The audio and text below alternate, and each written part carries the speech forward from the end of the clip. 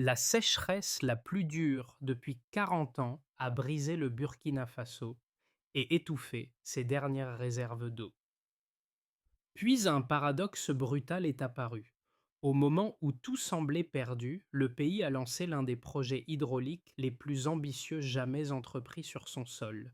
Que signifie pour une nation si vulnérable de s'extirper seule d'un tel gouffre et pourquoi l'impulsion donnée par Ibrahim Traoré change-t-elle la portée même de cette crise? Une trajectoire inattendue venait de s'ouvrir.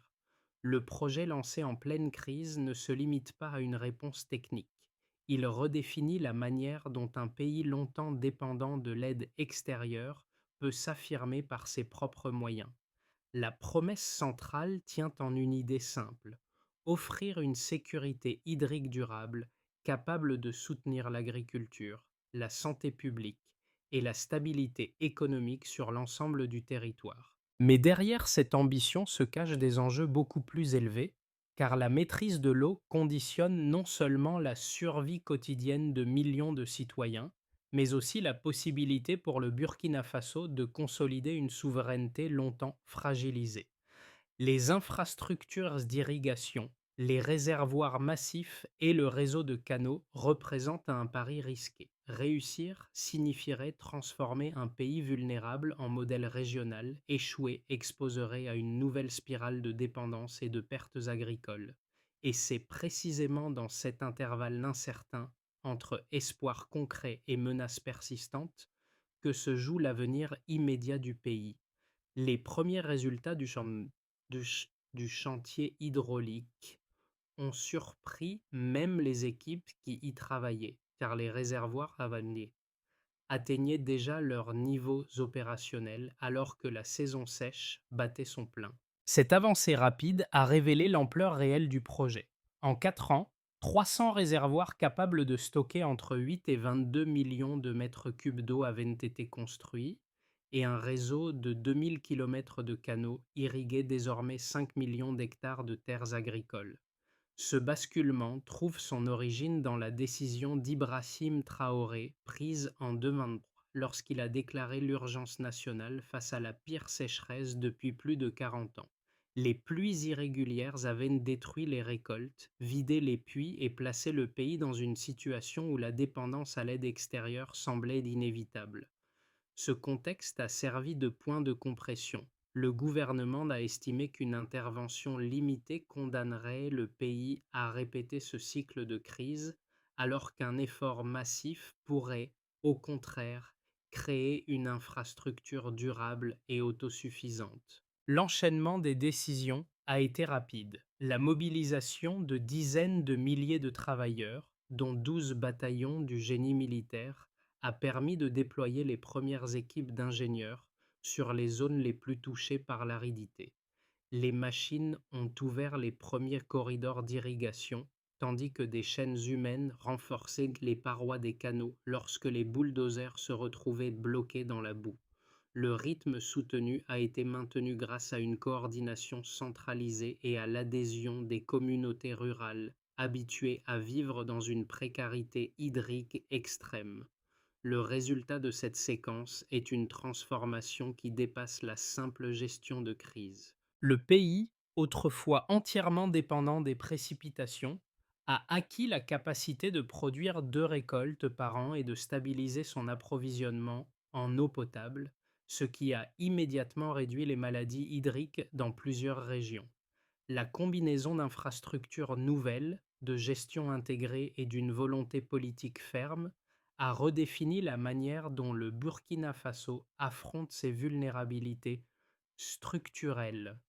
Derrière la vitesse inhabituelle du chantier, une constellation d'ingénieurs, de techniciens et de soldats, du génie, a assumé le rôle de guide pratique, traduisant les décisions centrales en progrès visibles sur le terrain.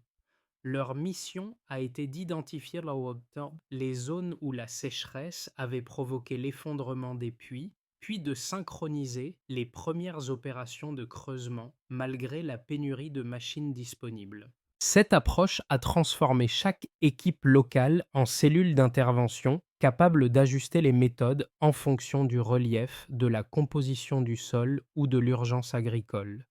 Les techniciens ont rapidement formé des groupes d'apprentissage dans plusieurs villages, permettant aux habitants d'acquérir les gestes essentiels pour entretenir les canaux et surveiller les pompes hybrides.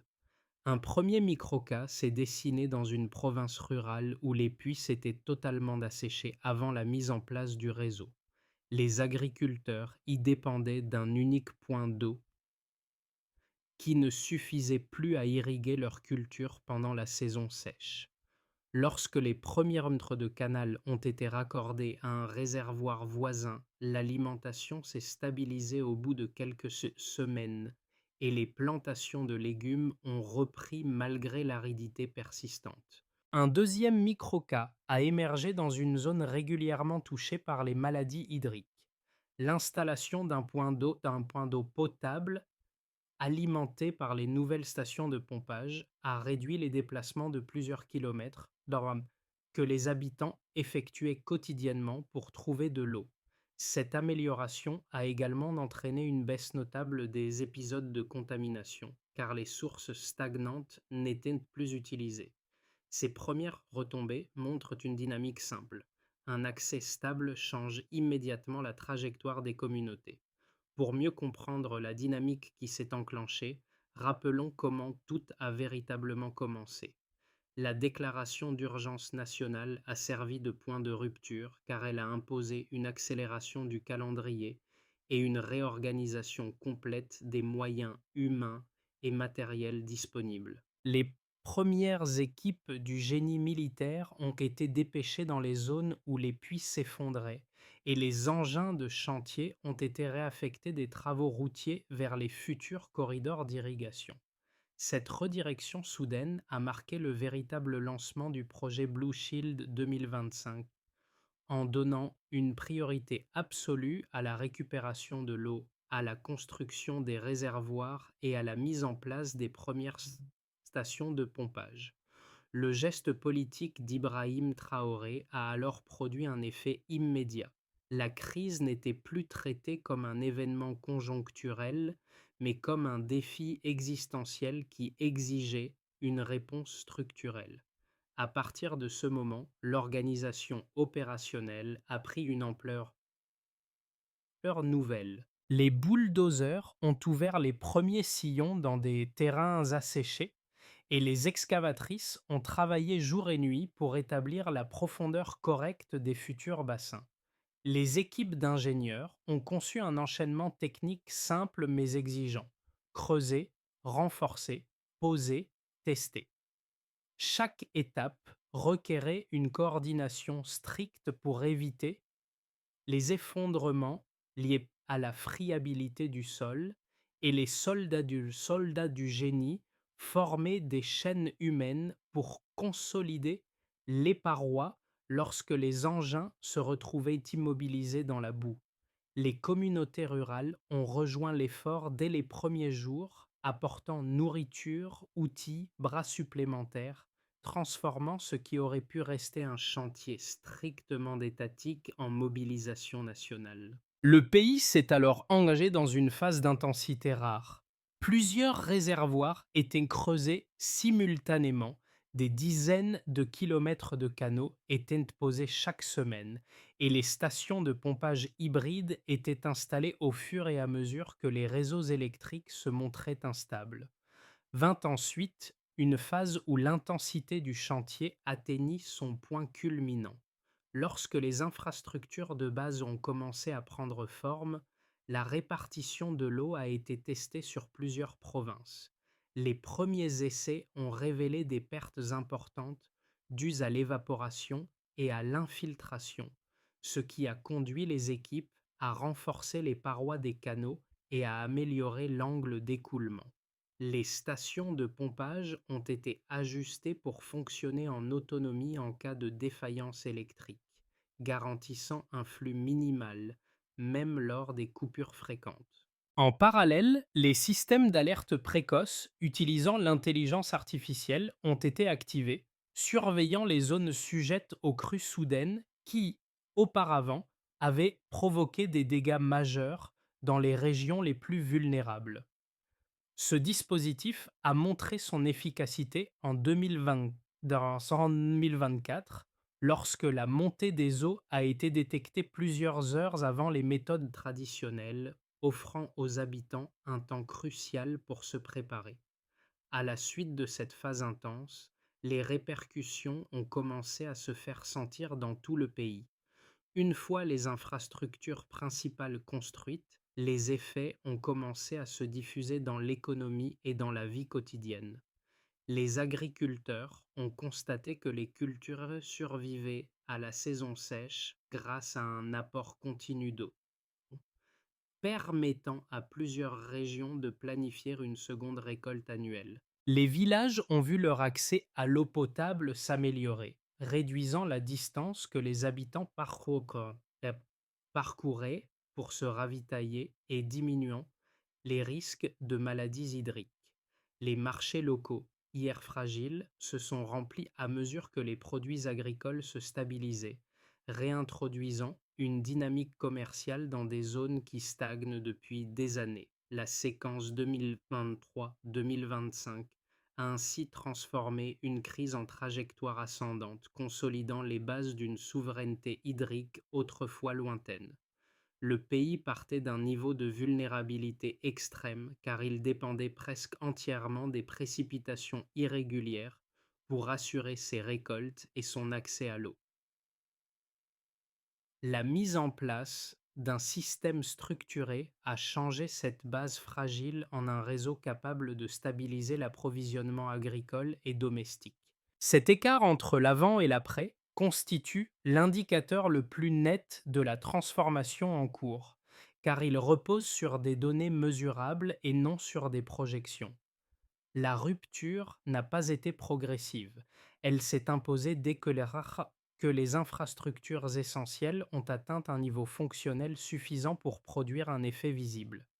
Les 300 réservoirs capables de stocker entre 8 et 22 millions de mètres cubes d'eau ont fourni la première mesure tangible du changement. Cette capacité a garanti une réserve complète pour une année de sécheresse, une sécurité autrefois impossible à atteindre. La variation est déterminante, car elle remplace des puits instables par une infrastructure centralisée conçue pour résister aux fluctuations climatiques.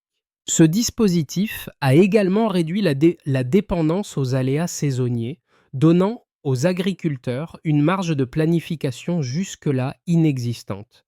Les 2000 km de canaux d'irrigation couvrant 5 millions d'hectares ont représenté la seconde composante chiffrée de cette mutation. Ces canaux ont établi un réseau régulier permettant de transporter l'eau sur de longues distances sans interruption critique. Leur rôle est crucial car ils remplacent l'ancien système dispersé par un couloir hydraulique continu qui soutient les cultures en période sèche. Cette architecture a permis de diffuser la stabilité hydrique au-delà des zones initialement ciblées, augmentant la résilience de plusieurs provinces. La réduction de près de 60% de la distance parcourue par les habitants pour accéder à l'eau potable constitue une troisième mesure majeure. Cette amélioration a été observée dès que les stations de pompage hybrides ont fonctionné de manière autonome, même en cas de coupure électrique. Elle témoigne d'un changement structurel qui dépasse la simple disponibilité d'eau, car il modifie les habitudes quotidiennes et allège une charge physique pesant surtout sur les femmes et les enfants. Cette baisse a également réduit la dépendance aux sources stagnantes, diminuant fortement les risques de maladies hydriques dans les zones rurales. Les pertes agricoles, auparavant évaluées à environ 1,8 million de tonnes par an, ont chuté de plus de 60% grâce à la stabilisation de l'irrigation. Cette diminution a été observée lorsque les cultures ont résisté à la saison sèche, permettant de planifier une seconde récolte annuelle dans plusieurs régions. Elle montre que la sécurité alimentaire, longtemps fragilisée par la variabilité climatique, peut être consolidée par une infrastructure durable. Ce changement ouvre la possibilité d'un marché intérieur plus stable, réduisant la pression sur les importations alimentaires. Le fait que 91% du système soit devenu opérationnel en 2024 a renforcé la crédibilité technique du projet. Cette proportion a permis d'assurer un débit constant même lorsque le réseau national subissait des interruptions répétées. Elle indique également que la maintenance locale, soutenue par des formations, assure la continuité du service sans recourir à une aide extérieure massive. Le fonctionnement stable de ces infrastructures constitue l'un des éléments centraux de la souveraineté hydrique recherchée par le pays. Le premier argument critique met en avant une inquiétude sur la durabilité technique du réseau hydraulique. Certains analystes estiment que les réservoirs massifs risquent à long terme d'être fragilisés par l'accumulation de sédiments, ce qui réduirait leur capacité réelle et alourdirait les besoins d'entretien. Ils soulignent également que les infrastructures étendues sur plusieurs provinces pourraient subir une pression accrue à mesure que le changement climatique rend les épisodes de sécheresse ou d'inondation plus intenses. D'après cette lecture, le pays pourrait se retrouver confronté à un coût d'adaptation trop élevé pour un système de cette ampleur, surtout sans soutien extérieur permanent. Le second argument sceptique concerne l'énergie nécessaire pour maintenir les stations de pompage. Plusieurs observateurs extérieurs affirment que la complexité du réseau implique une consommation élevée et une dépendance continue à des équipements susceptibles de tomber en panne. Ils rappellent que le réseau électrique national reste fragile et qu'un arrêt partiel pourrait perturber l'ensemble du système, compromettant ainsi la sécurité hydrique nouvellement acquise.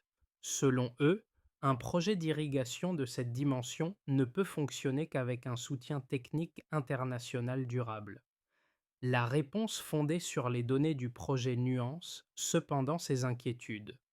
Les stations de pompage ont été conçues pour fonctionner en autonomie, même en cas de défaillance du réseau, ce qui réduit la dépendance aux fluctuations électriques. L'activation du système d'alerte précoce utilisant l'intelligence artificielle a démontré en 2024 sa capacité à détecter une montée des eaux 6 heures avant les méthodes traditionnelles, renforçant la résilience du dispositif. La mobilisation nationale, encouragée par l'impulsion d'Ibrahim Traoré, a permis de former des techniciens locaux capables d'assurer la maintenance de manière régulière, consolidant la stabilité du réseau. Les résultats déjà observés, 2 récoltes par an, accès élargi à l'eau potable, diminution importante des maladies hydriques, indiquent qu'un socle fonctionnel durable a été établi malgré les réserves exprimées. Tout basculait ici. Alors que les infrastructures d'irrigation commençaient seulement à produire des effets visibles, un changement plus profond s'est manifesté dans la relation entre les citoyens et l'État. Les premiers mois avaient apporté de l'eau, mais la véritable rupture est survenue lorsqu'une partie de la population a compris que la mobilisation nationale n'était pas une réponse ponctuelle, mais un engagement collectif durable, structuré autour de la trajectoire voulue par Ibrahim Traoré. Cette prise de conscience a soudain modifié le rythme du projet, car elle a transformé les habitants en acteurs permanents du système plutôt qu'en bénéficiaires passifs d'une infrastructure commandée d'en haut. Les villages qui contribuaient au creusement des canaux ont commencé à organiser des équipes de surveillance improvisées, capables de signaler les défaillances mineures avant qu'elles ne deviennent critiques. Les techniciens formés au cours de la première phase ont identifié des améliorations locales réalisables sans attendre des directives centrales, accélérant la fiabilité du dispositif. Cette dynamique a permis d'éviter plusieurs interruptions d'irrigation au moment où les cultures devaient être protégées de la chaleur, renforçant l'idée que la stabilité hydrique découlait d'un effort partagé. La transition qui s'opérait alors n'était pas technique mais sociale, car elle redéfinissait la manière dont les communautés percevaient leur rôle dans la gestion de leurs propres ressources. Les agriculteurs ont été les premiers à ressentir l'impact de la stabilisation hydrique, car l'irrigation continue leur a permis de sécuriser des cultures auparavant dépendantes de pluies imprévisibles. La possibilité de produire 2 récoltes par an a transformé l'organisation du travail agricole, qui se structure désormais autour d'un calendrier plus prévisible et moins vulnérable aux épisodes de sécheresse. Cette évolution a réduit de plus de 60% les pertes initiales estimées, ce qui a allégé la pression sur la sécurité alimentaire nationale. Le changement ne se limite pas à la productivité. Il a offert aux agriculteurs une marge de décision qui n'existait pas avant la mise en place des réservoirs et des 2000 km de canaux. Les marchés locaux ont bénéficié directement de l'augmentation des volumes agricoles, car les étals autrefois clairsemés ont retrouvé une diversité de produits cultivés sous irrigation stable. Les circuits de distribution se sont réactivés, ce qui a encouragé la reprise d'activités commerciales dans plusieurs provinces où le commerce stagnait depuis des années. La disponibilité d'eau potable à proximité des villages a réduit le temps passé à la collecte, permettant à de petits entrepreneurs de concentrer leurs efforts sur la transformation ou le transport des denrées. Cette dynamique commerciale a consolidé la vie économique quotidienne, soulignant l'effet domino d'une ressource hydrique maîtrisée. Les familles ont constaté une amélioration immédiate de leurs conditions de vie, notamment grâce à la diminution de 60% de la distance à parcourir pour accéder à l'eau potable. Cette réduction a diminué les risques d'exposition aux maladies hydriques, particulièrement dans les zones où les anciens points d'eau stagnantes constituaient une menace permanente. Les stations de pompage hybrides opérationnelles à 91% ont garanti un flux stable même lors des coupures électriques, ce qui a renforcé la confiance dans la fiabilité du système. Ce changement quotidien, discret mais constant, a modifié la relation des citoyens à leurs institutions et a renforcé l'adhésion collective autour des objectifs fixés. Le succès du projet a accru la visibilité du Burkina Faso dans l'espace régional, car plusieurs pays du Sahel suivent désormais l'évolution du modèle pour évaluer sa reproductibilité. Les discussions dans les instances africaines mentionnent régulièrement l'approche burkinabé comme exemple d'autosuffisance hydrique, surtout depuis que l'impulsion politique donnée par Ibrahim Traoré a montré l'efficacité d'une mobilisation interne massive. La gestion des inondations par intelligence artificielle en 2020 et 2024, détectant une montée des eaux 6 heures avant les systèmes classiques, a renforcé la crédibilité technique du pays. L'ensemble de ces éléments souligne une bascule d'image. Un territoire longtemps perçu comme vulnérable devient une référence régionale en matière de résilience face aux crises climatiques. Dans une perspective réaliste à moyen terme, voici ce qui pourrait se produire. Le système hydraulique continue de fonctionner à un niveau proche de celui observé en 2020, avec environ 91% des stations de pompage pleinement opérationnelles et une irrigation suffisante pour soutenir 2 récoltes annuelles dans plusieurs provinces. La production agricole progresse de façon régulière sans bond spectaculaire, mais suffisamment pour assurer une autonomie alimentaire stable et réduire la dépendance aux importations saisonnières. Les marchés locaux s'adaptent progressivement à l'arrivée continue de produits issus de terres désormais irriguées, renforçant la dynamique commerciale observée au cours des derniers mois.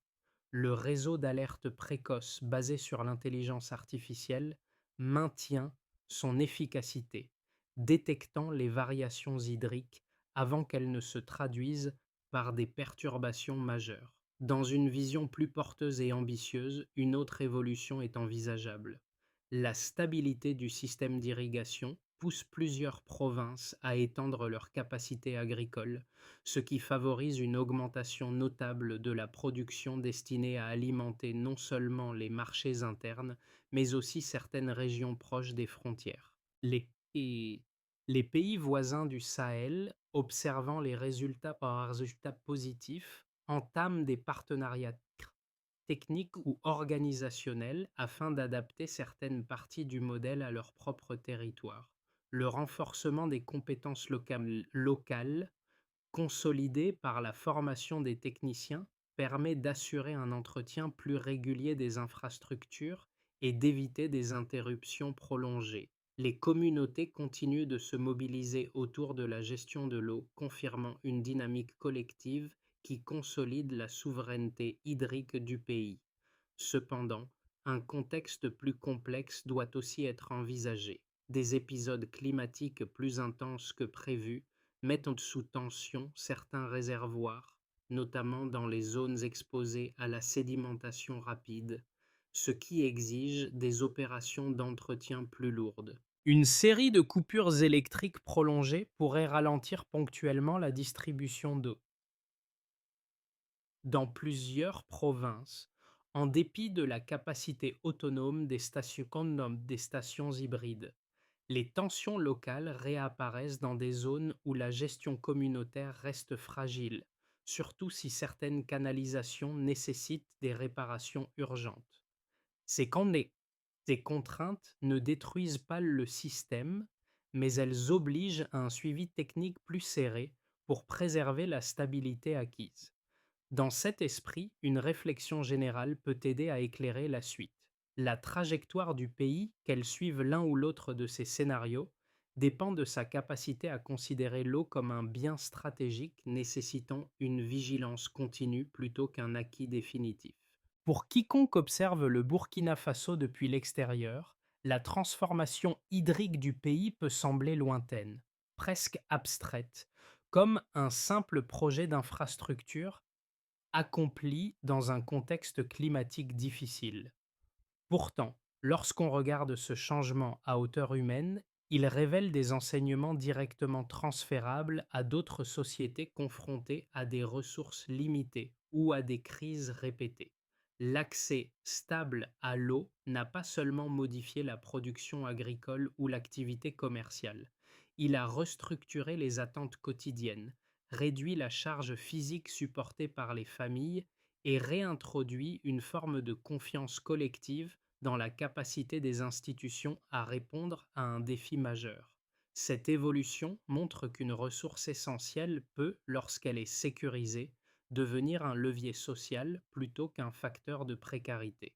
Les effets observés au Burkina Faso rappellent que la résilience n'est pas une abstraction théorique, mais une accumulation de gestes, de décisions et de mécanismes d'entretien qui, mis ensemble, produisent une stabilité tangible. Dans les villages où les habitants parcouraient plusieurs kilomètres pour atteindre un point d'eau, la réduction des déplacements a libéré du temps, allégé des charges physiques et diminué l'exposition aux maladies hydriques. Ces améliorations montrent que l'accès à une ressource structurante peut transformer des routines, élargir les possibilités économiques et renforcer la cohésion locale, même dans des régions affectées par des contraintes sévères. Cette transition peut inspirer toute communauté confrontée à des défis environnementaux ou sociaux qui paraissent dépasser ses capacités initiales. De petites initiatives peuvent déjà renforcer cette dynamique dans n'importe quel territoire. Suivre plus attentivement l'usage des ressources essentielles, s'organiser localement pour entretenir des équipements collectifs ou créer des réseaux d'entraide dans les périodes critiques. L'exemple burkinabé rappelle que de telles démarches, même modestes, peuvent devenir des points d'appui lorsque les crises s'intensifient. La consolidation du système hydrique nécessite désormais une organisation plus méthodique, capable de maintenir la cohérence du réseau tout en anticipant les tensions climatiques à venir. Cette étape ne dépend plus uniquement de l'infrastructure déjà construite, mais d'une coordination fine entre services techniques, communautés locales et mécanismes de suivi environnemental. L'impulsion donnée par Ibrahim Traoré a fourni un cadre politique solide, mais la pérennité du dispositif repose maintenant sur des actions segmentées et mesurables. Premièrement, il est nécessaire de renforcer la maintenance locale afin d'assurer une vigilance continue. Les techniciens déjà formés doivent transmettre leurs compétences à de nouvelles équipes rurales capables de gérer les stations de pompage, de surveiller les parois des canaux et de signaler les faiblesses structurelles. Cette transmission assure une présence continue sur le terrain et réduit la dépendance aux interventions centralisées. Deuxièmement, la mise en place d'un système de suivi environnemental devient essentielle. Les zones sujettes à la sédimentation, à l'érosion ou aux crues rapides doivent être surveillées régulièrement afin d'ajuster l'entretien des réservoirs et de renforcer les segments fragiles. Ce suivi permet d'éviter la dégradation progressive du réseau, surtout dans les provinces exposées aux variations climatiques extrêmes. Troisièmement, une organisation décentralisée de la gestion peut consolider la stabilité du réseau. Les communautés rurales peuvent organiser des comités chargés de coordonner l'entretien hebdomadaire des infrastructures, permettant d'unifier les pratiques et de prévenir les ruptures de flux. Ce mode de gestion locale favorise une appropriation durable et réduit le risque d'interruption prolongée. Enfin, il faut préserver l'efficacité du système d'alerte pour anticiper les variations hydriques. Les stations utilisant l'intelligence artificielle doivent être recalibrées périodiquement pour conserver leur capacité à anticiper les crues plusieurs heures avant les méthodes traditionnelles. Cette vigilance limite les dommages en période de forte instabilité hydrique. Dans plusieurs villages, les chaînes humaines évoquées plus tôt, celles qui renforçaient les parois des canaux quand les machines se retrouvaient bloquées, sont devenues le symbole discret d'un pays qui a décidé de s'extraire lui-même de la crise. Ces gestes simples, répétés, jour après jour, ont accompagné une transformation bien plus vaste que la seule construction de réservoirs ou de stations de pompage. Ils ont incarné une volonté collective qui a trouvé son impulsion dans la vision d'Ibrahim Traoré, mais qui s'est matérialisée dans les efforts conjoints de milliers d'habitants, unis par une même urgence et une même détermination. Cette continuité entre l'action individuelle et le projet national donne à la trajectoire du Burkina Faso une profondeur que les chiffres, pourtant impressionnants, ne suffisent pas à traduire entièrement. Elle révèle aussi que la souveraineté hydrique n'est pas seulement une question d'infrastructure. C'est une reconstruction intime du lien entre une population et ses ressources vécues à hauteur d'humain. Le pays a ainsi redonné sens à un acte longtemps banal mais essentiel: faire circuler l'eau. Ce renversement porte un message durable pour toute nation confrontée à la fragilité de ses ressources. L'espoir avance quand chacun y ajoute sa force. Le parcours hydrique du Burkina Faso montre qu'une crise peut devenir un point d'ancrage pour reconstruire un rapport plus serein aux ressources essentielles et renforcer la cohésion d'un pays confronté à des tensions structurelles. Cette expérience ne tient pas seulement aux infrastructures construites, mais au mouvement collectif qui s'est formé autour d'un objectif partagé: transformer une vulnérabilité chronique en moteur de stabilité. Elle rappelle qu'une nation peut redéfinir son avenir sans renoncer à sa souveraineté, simplement en mobilisant ses compétences, en valorisant ses acteurs locaux et en maintenant une vigilance soutenue face aux défis climatiques. Ces éléments, lorsqu'ils sont réunis, composent un modèle de résilience qui dépasse les frontières et ouvre un espace de réflexion pour toute société cherchant à maîtriser ses ressources dans un monde de plus en plus incertain. Si cette trajectoire vous interpelle, vous pouvez la partager, la discuter ou la confronter à d'autres expériences pour enrichir la compréhension de ce qui rend un système durable. Quelles leçons, selon vous, mérite d'être retenu pour les prochaines années.